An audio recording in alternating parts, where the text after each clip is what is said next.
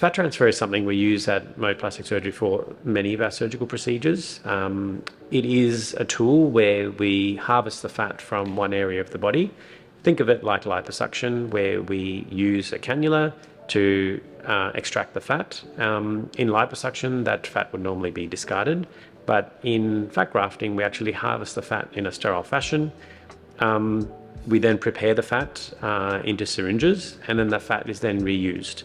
What I tell my patients is fat grafting is a really good tool as a touch-up tool.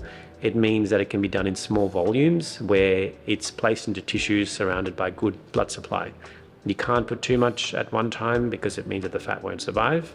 And there's natural attrition, meaning that there's only about half of the fat that may survive the transfer. Where I find that's really good is for a lot of our breast work, especially implant revision type work, and some of my breast cancer patients benefit from this also. We can use it to smooth implant edges, provide some cleavage, and hide some imperfections that could have been created by previous surgery. I actually also use it for my face and neck lift patients. We find it's a natural filler that we can use in certain aspects. For example, it's really good for adding volume to the cheek, to the lips, and also to T-troughs, which is the area under the eye, to improve definition and really finesse what can be a result from a face and neck lift.